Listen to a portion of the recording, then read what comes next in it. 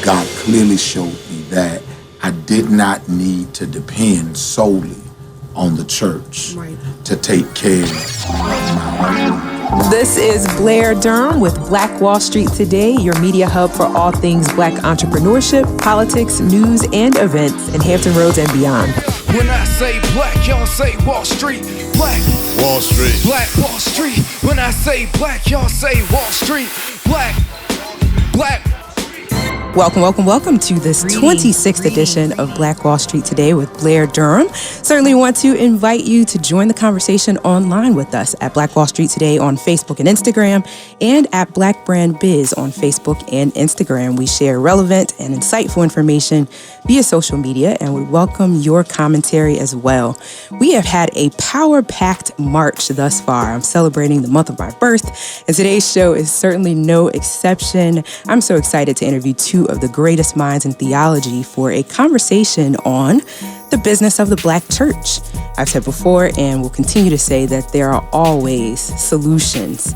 So this show is fundamentally solutions oriented. Our local Black Chamber, Black Brand is definitely solutions oriented. I want to engage with your cause and feedback as well. I want to go ahead and introduce our guest for today. First, Dr. James Jones. He is the founding and senior pastor of Greater Grace Church in Chesapeake, Virginia. Submitting his life to God as a young man, Dr. Jones has built an extensive resume of ecclesial leadership. His educational history and experience is the foundation of his unique approach to ministry and has resulted in the transformation of many lives. Dr. Jones is dedicated to reaching the unchurched and has made a commitment to lead change through his practical teaching of God's Word. Dr. Jones is also a published author of 2 dynamic books and has been blessed with the opportunity to preach and teach in some of the most recognized pulpits in our nation. I'd be remiss if I didn't mention that Dr. Jones is also an adjunct professor of theology here at Hampton University as well. Awesome. Welcome. And our second guest is none other than Pastor Siobhan Sellers. She is a business visionary, author, psalmist, and entrepreneurial trailblazer. She is the founder of Siobhan Sellers Ministries with a mission to ignite a renewed passion for God in the hearts of men and women everywhere. Her commitment to helping others is evident through her lifestyle of service. Among her community building and humanitarian efforts, Pastor Sellers is the founder of the Prize Foundation, an organization supporting communities in different areas such as the Restoration Initiative, which focuses on human trafficking, Little Princess, which focuses on developing girls, and Empowering Moments, which focuses on developing the total woman. Her desire is to teach life skills, job readiness, and ultimately spiritual awareness, and to assist in the holistic recovery of those who've been hurt and abused. Oh my goodness. So excited. Welcome. Thank you both for being here. Again, our phone lines are open. I think we might actually have our first caller. We're open for your questions at 757-727-5711. Again, it's 757-727-5711. Let's cut right to the chase. Okay. I have to ask you all, what are your theological understandings of justice as it pertains to our community? Well, I think for me, it's justice has been the foundation of what our theology was built and based on.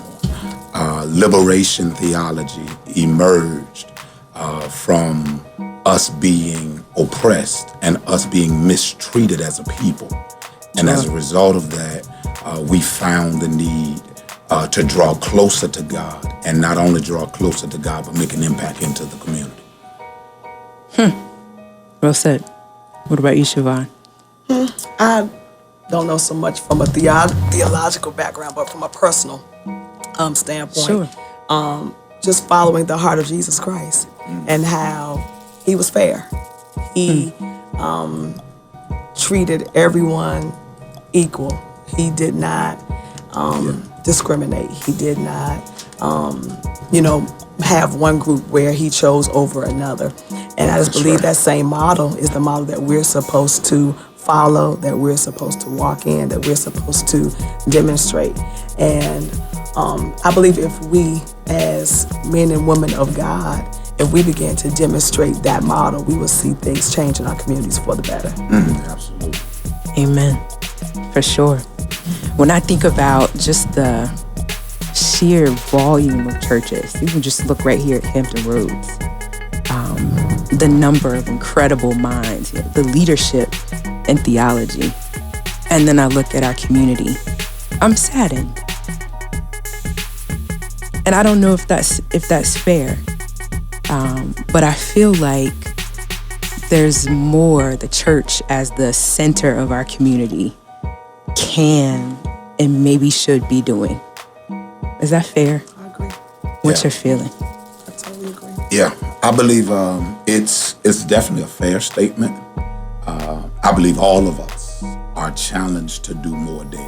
The struggle that I've had, not just now, but over the lifespan of my 25 years in ministry, has been that the church oftentimes does incredible work inside the infrastructure. But yet we struggle reaching the masses outside of the structure. And that was one of the reasons why I felt such a burden to give birth to what I believe God called me to do, which was found my own work, which was more centered around reaching those who were not inside the four walls. Totally agree. Same burden. I feel like we've gotten so far away from the mission of Jesus Christ. The mission in Luke 4 was to set at liberty those who were bruised, preach the acceptable year of the Lord, open up blinded eyes. That is the mission then, and that still is the mission now. And if the church can get back to the mission of transforming lives, as Bishop said, not in the church. We come to the church to be reminded of our responsibility outside.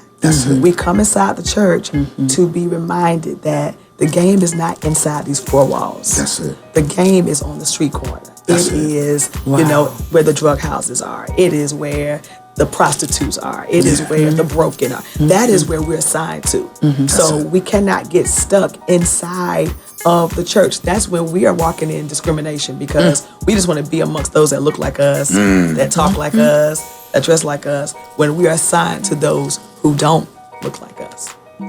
I could pick y'all's minds forever on that wise. But I won't be selfish. If you've just tuned in, this is Blair Durham with Black Wall Street Today, having a conversation about the business of the Black church. We're talking with Bishop James Jones and Pastor Siobhan Sellers. We've got a caller on the line. Caller, are you there? Yes, I am. How are you? I'm doing wonderful. How about yourself? I'm doing awesome. I know this voice. What's your question? The question is more of a statement. I would have to say that I applaud what you're saying and what has been said. One of the things that the Black church owes the community is the truth. And when it comes to owing them the truth, they have to understand that in a Black, poor, uneducated, most incarcerated neighborhood, the church is right next door. So the church is actually in the neighborhood as well. Sure. When something is going on in your neighborhood, you're supposed to be able to address it by seeing what's going on. It is very difficult to address something when you are closed in stained glass windows.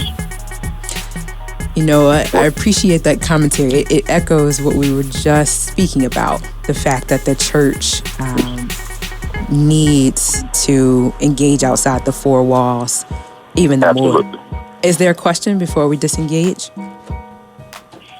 Well, the question remains, when will the Black church go beyond the Western concept of understanding spirituality? Okay. We'll address that question. Thank you so much for calling in. You're welcome. Okay. For the benefit of those tuning in online, the question was, when will the Black church go beyond the Western concept of spirituality? In other words, perhaps when will we go back to our roots? Does that resonate? What does that look like for you all? Well, I believe that we have done that historically, because the Black church has been the epicenter, if you will, of the Black community. Much of what we've evolved to become has been a direct result of the foundation in which the Black church was. I think the challenge has been, as culturally we've evolved, I'm not sure that the church has done holistically all we could to evolve with the changes of the time. Because now, with the benefit of technology and social media, now we're faced with actually reaching a generation of people who are developing the mindset, I don't have to go into the building in order to worship. Yeah. You know, I can watch my favorite pastor online. All of them all at once. And, right. And for us, we believe that coming to worship is where you get the instruction. Right. It's almost as if we're on a team and the building becomes where we huddle. We get good. the play that we're going to the call. plays. And then after the play is called, Go play the game. then we go play the game. That's right. But it's hard for us as coaches to actually have everybody on the same page. And the brother was kind of talking about, when will we go beyond the westernization of what spirituality is? I believe this is the season to do that. It is. We're pregnant with opportunities to do it. I totally agree. But many of us are chasing other platforms. Ooh, Say that. that's good. Totally agree. You better pick up there. Oh yeah, we got the right too. Talk to us. I didn't even prime tell time. y'all either. No, You didn't. it is prime time for the church. And if there was ever a time for the church to be the church, for us to really show our relevance of why we are really needed, is now. Why do you say that? Look at what's going on in the world. That's it. Look at what's happening in politics. Look at what's going on in the educational system. Look That's at what's it. going on in the areas of entertainment. Look at what's going on. We're in what the Bible says perilous times. Yeah. And so the church is the answer. And you can't find the answers unless you go to the place where God has promised to meet us. For those that are comfortable with, I'm just going to get it at home.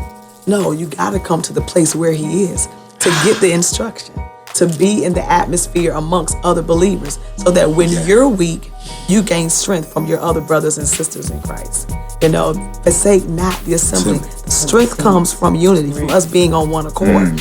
But the church now, this is our hour. This is our finest hour. Absolutely. For us to rise up and be who we've been called to be from the beginning. And that is to be the changers, the ones that turn the world right side up for the glory of God. The world is upside down. It's messed up. So we're called to turn it right side up for His glory. Without question. So, and we got to be relevant, Yeah. which goes to us being so stuck in the past. We can't be antiquated and make a difference now. So you have to be privy to what's going on right now. That's it. Yeah. The word doesn't change, no, That's it. but our methods have to. I'm curious about that. What is that going to look like? What is What is that shift going to look like? I mean, I've seen everything from pastors that have gotten rid of the traditional stage model. So, now everyone sits on the floor. Just smaller changes to make things, Yeah. to kind of push that evolution. I'm feeling like there's a call for even more, though. I think that is more change as far as structure and how it looks. There needs to be a change in the burden for God. We're doing all the, the outside things. We're changing how the church looks. We got the lights. Yeah. We have the stage. We have the social media. We have all of that. So we're keeping up with the times as far as technology and what looks appealing to the eye, but what's appealing to the heart. We're attacking the minds, but what about getting to the heart of man? We got to get back to that. So the shift now is God raising up men and women of God that reach the heart of man, where results take place. That is what's happening. Lives are being changed for real. Yeah. We're not talking about just the change that comes from, yard work and paint and changing chairs. And no, not structural change. We're talking about when people change from the inside, building people. Oh, no, I agree wholeheartedly. Yeah, so I'm just thinking about what does it look like to reach this generation? You got to reach them here. Yeah.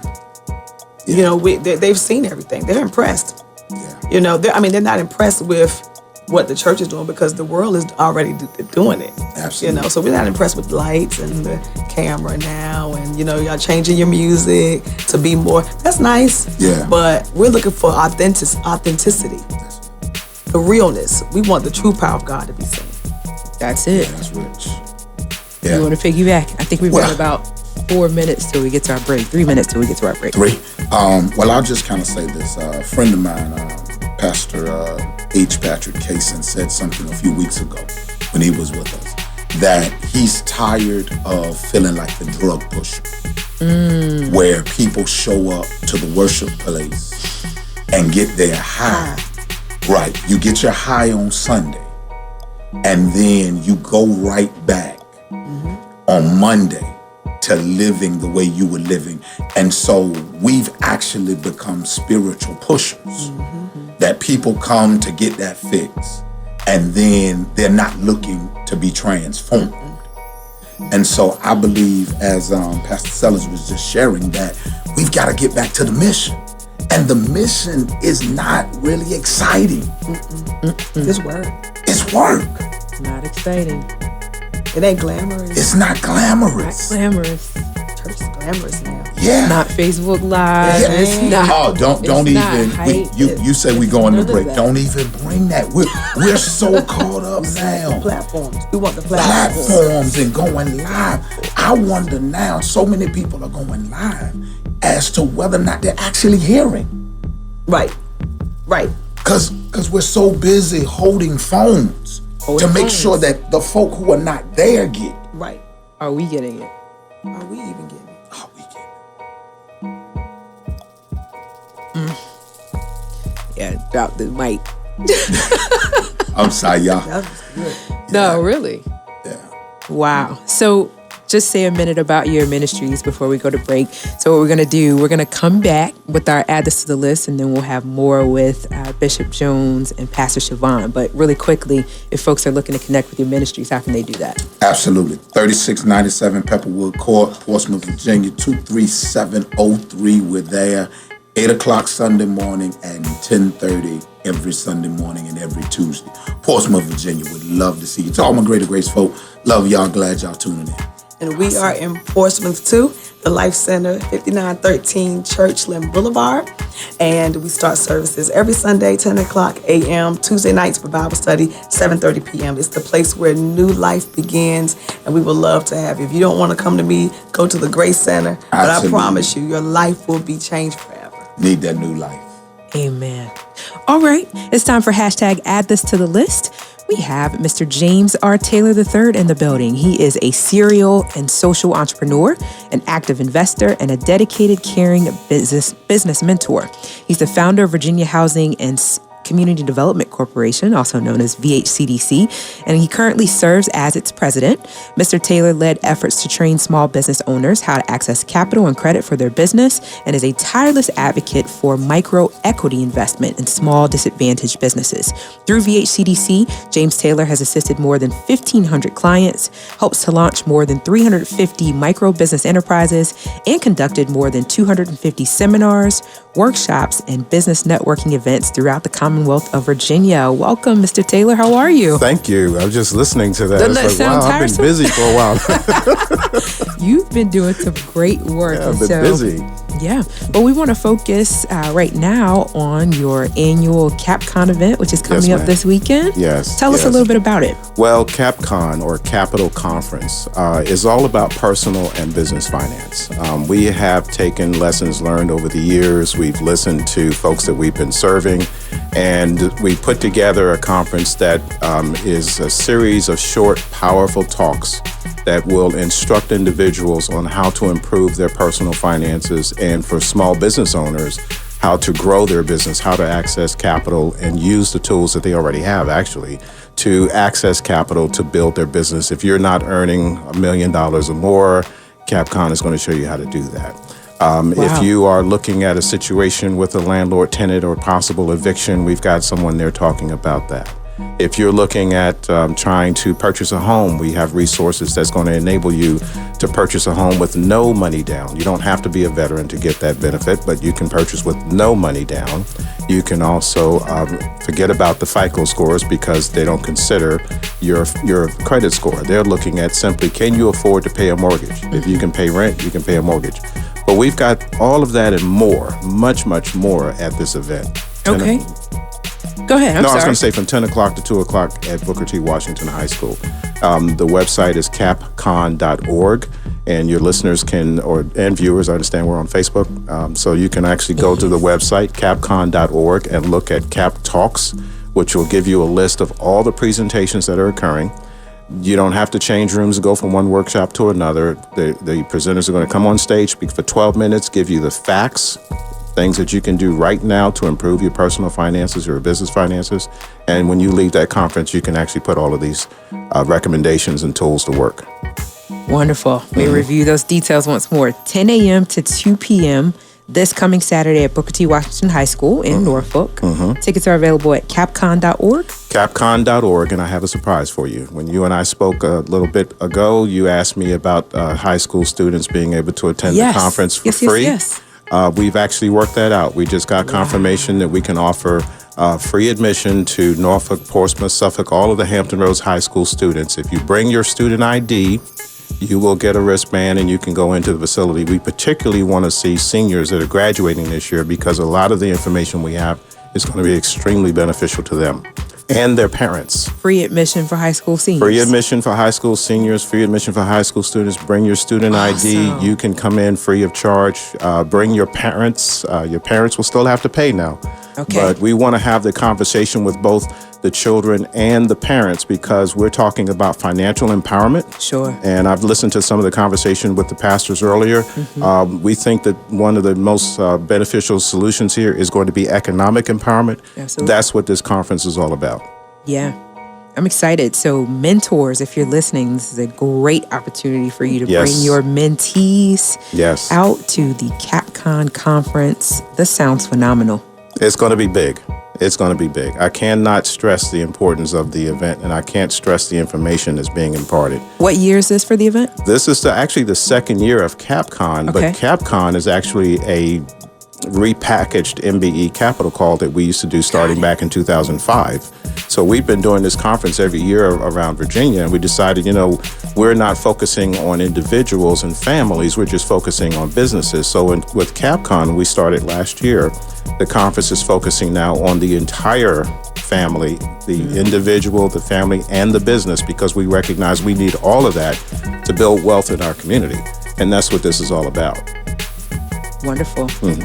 Really quickly, review the details once more. Sure. I know folks are driving, they're eating their sandwiches, etc. Let them know how they can get tickets. Capcon.org, capcon.org. Go to capcon.org and you will see the registration link. Again, if you're a high school student, bring your student ID, you'll get admitted free of charge. Capcon.org, capcon.org.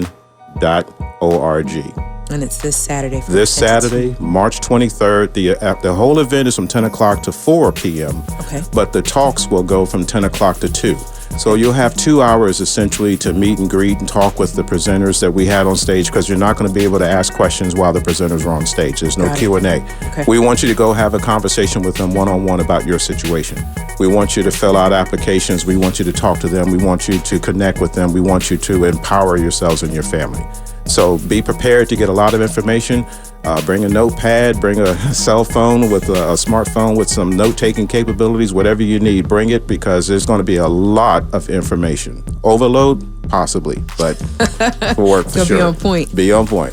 Awesome. Well, thank you so much, Mr. Taylor. My pleasure. I certainly look forward to having you back on the show in the future. I look forward to more it, about everything that VHCDC is doing, and just ways we can help our community. Looking forward to it. Thank you so much. Thank you so much, James.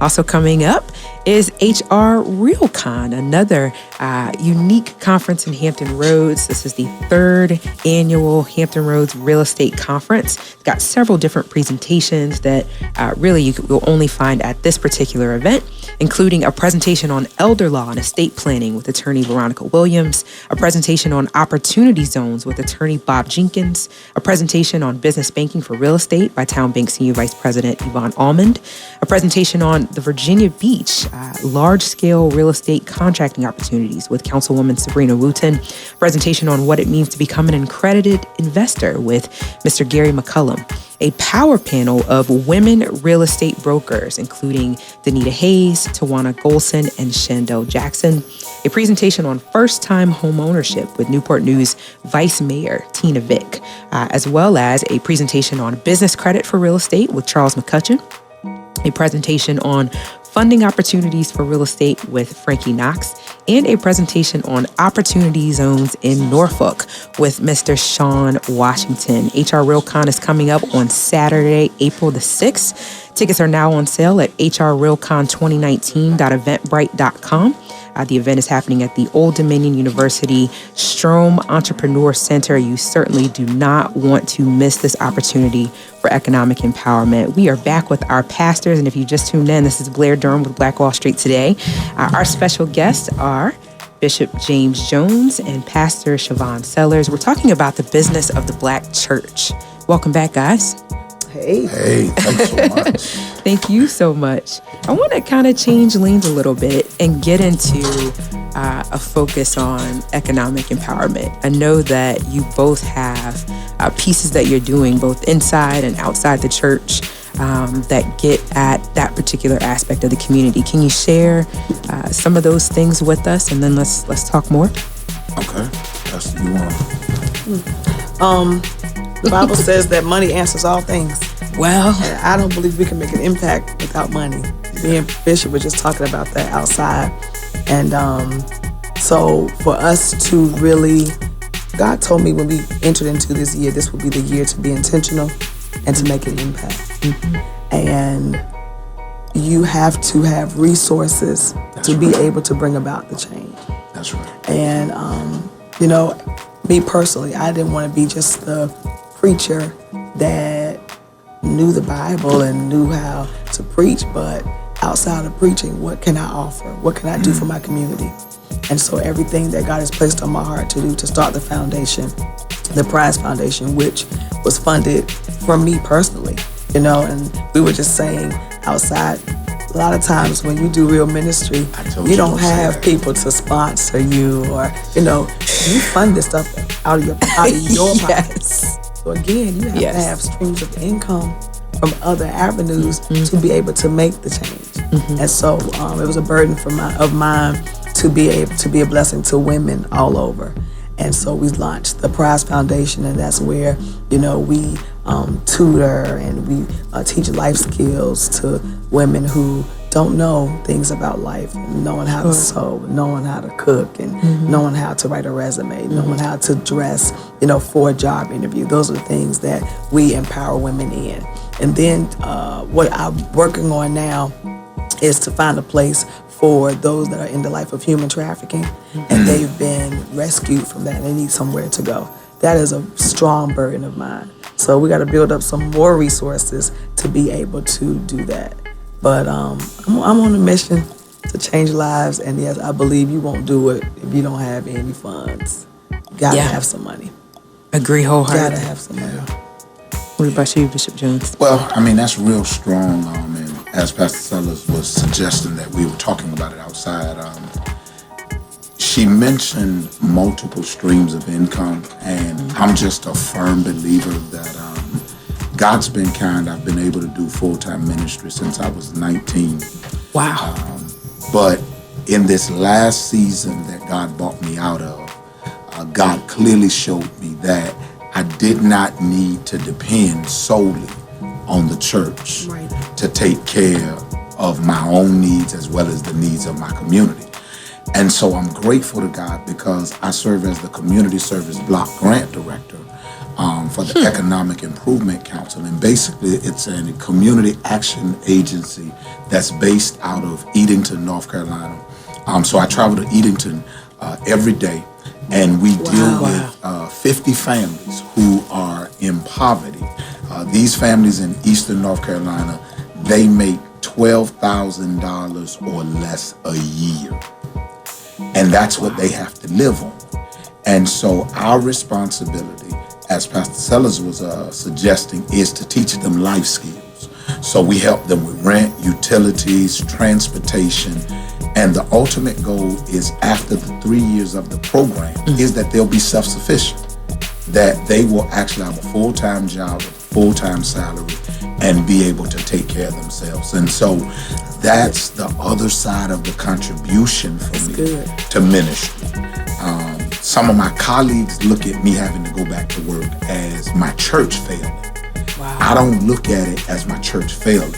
I look at it as God opened another door for me to reach a totally different demographic of people who would never step foot in my worship space. And that's real ministry. I've just launched motivational speaking business because there's some people that will never come to the church. That's it. They will not come inside the four walls, so why not take it to them and meet them where they are and get paid for what I love to do? Oh, because if you get paid for what you love to do, you'll never work a day in your life. You'll never work a day in your life. Agreed. Just like you. Wow. You look like you love this. Oh my goodness. This is one of the great joys of my week. That's your passion. It is. Absolutely. Wow. So why not this get is paid to do your passion? Agreed. So let me ask this. One of the things that when I started this work early on that did tons of research on is the number of dollars coming into the Black church every week, right? And so you think about those deposits being made into large white banks that will fund gentrification and other displacement efforts in our community, right? So one of the things we attempted to mobilize was as a reminder, phone lines are open, 757-727-5711. So we attempted to mobilize a movement to have churches open accounts at the only Black financial institution in Hampton Roads, the Metropolitan Church Federal Credit Union, right? Small credit union, but in operation for nearly 70 years, just opened a brand new building, right? And we saw what the power of that could be for our community because this is an institution that lends to us on a regular basis for business. Unlike, This is going to be we don't support our own. She said right. Yeah, we just don't support our own. Here we have it right here at our fingertips. We have it. Why not use the resource? But that's across the board for just our people, period. That's across the board. And you think about it, Pastor Sellers, our churches historically established credit unions. Bingo. That particular institution is a church-established credit union. Absolutely. Their field of membership is churches. Wow. Because that's what we We're did. supposed to be. And that's who we were supposed to be. We're supposed to have the hospitals. Absolutely. We're supposed to have the credit unions. We're supposed to be the ones that set the model, that set the trend. That's it. We're supposed to be the ones. We've got a caller on the line, but when we get back from the caller, I want to know, how do we move in that direction? Who creates that council to say, this is where we need to get to? Caller, are you there? Hey, good morning. It's John Haynes. How are you? Doing awesome. Another familiar voice. Excellent. What's your question, sir? Dr. Jones, I love you, man, and I appreciate you so much.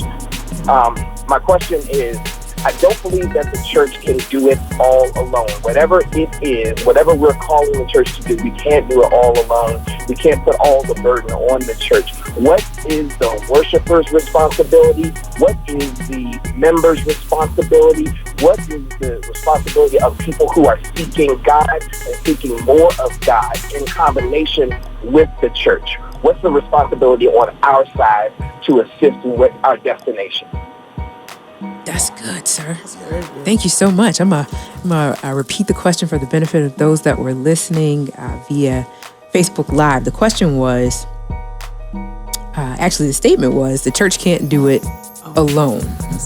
In other words, the leadership of the church, it felt like, can't bear the total weight of that burden.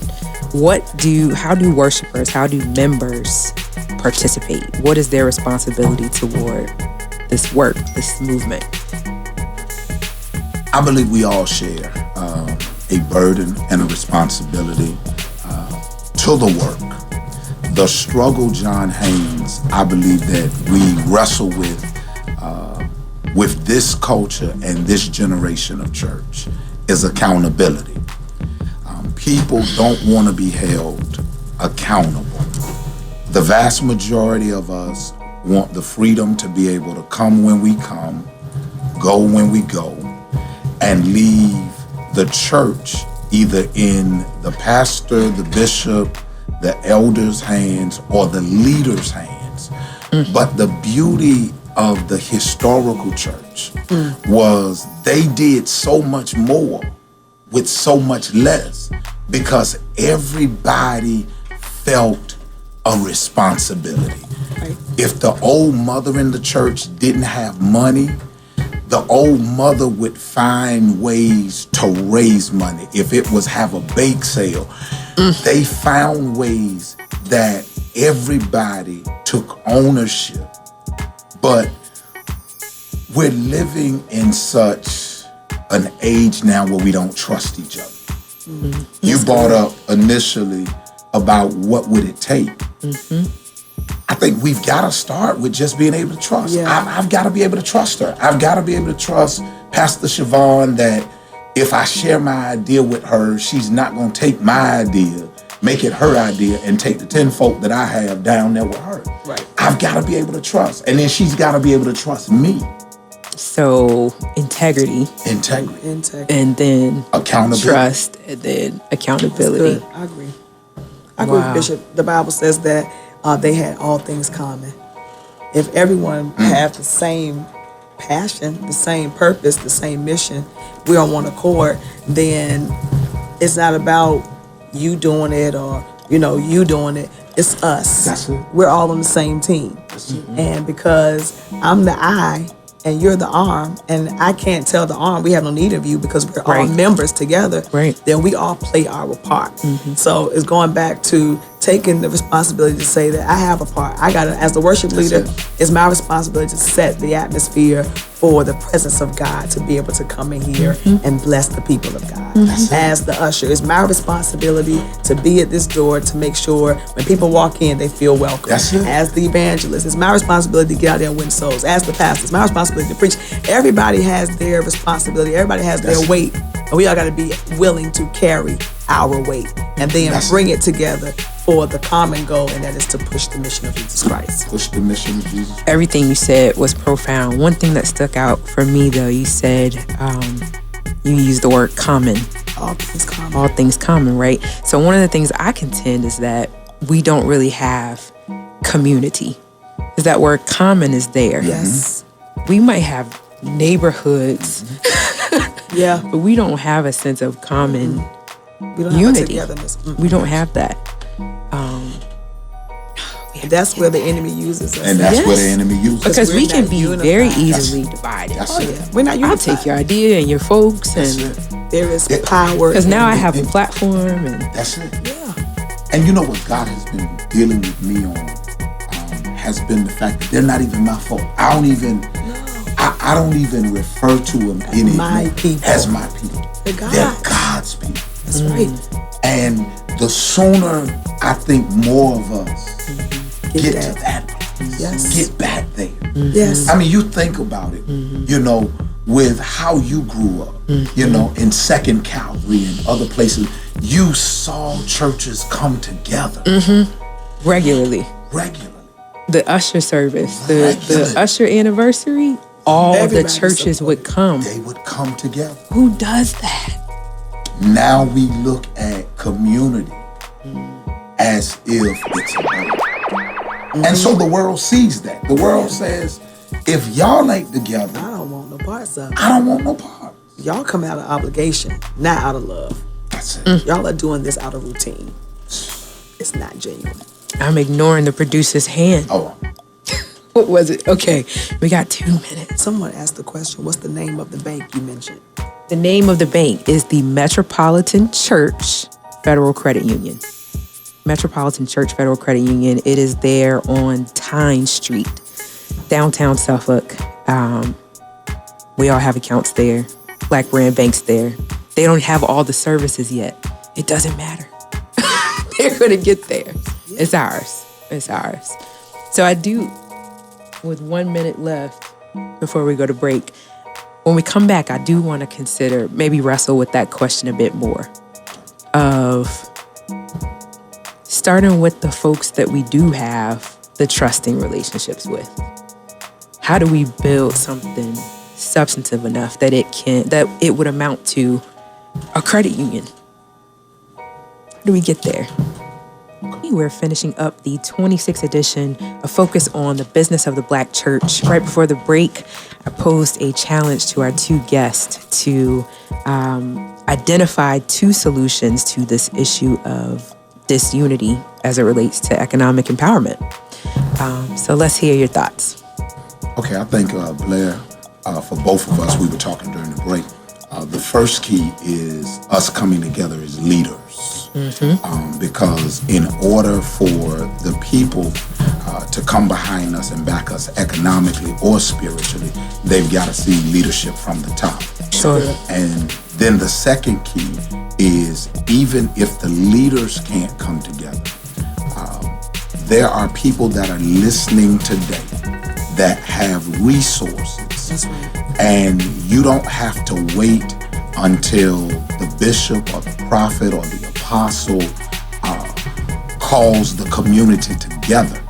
If we could get some grassroots minds to say, look, a team of us, let's get together, put our resources together in order to impact and influence change. So I think the first key is going to be, it needs to start with the leadership. Start with the leadership. And then number 2 is we need more grassroots individuals who have resources and networking capabilities. Sure. To develop small coalitions. If we start small, we'll see immediate and we'll see great change.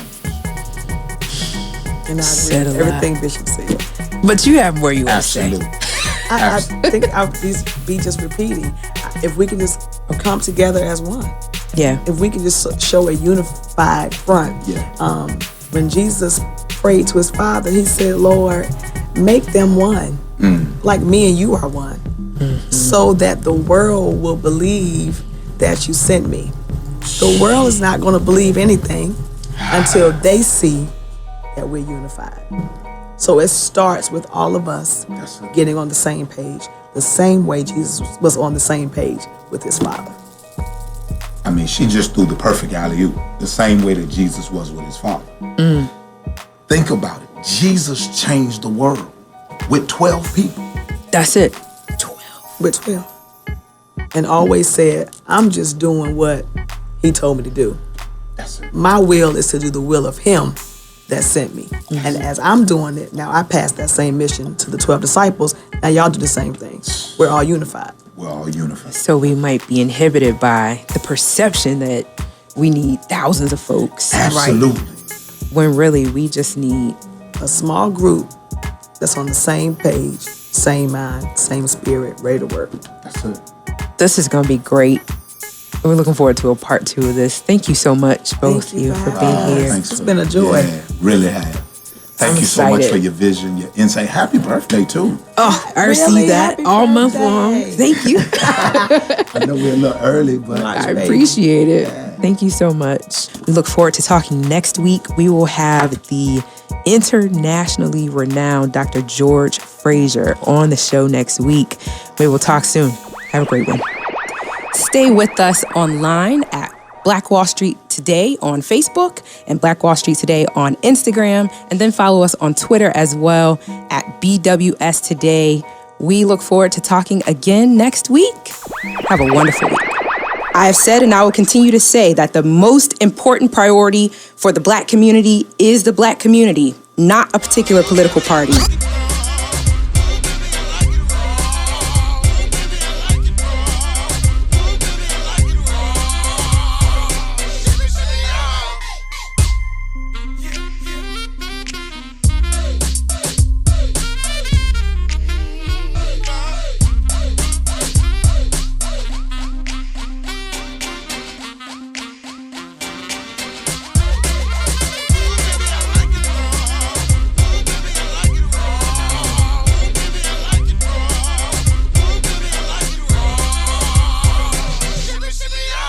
Phenomenal.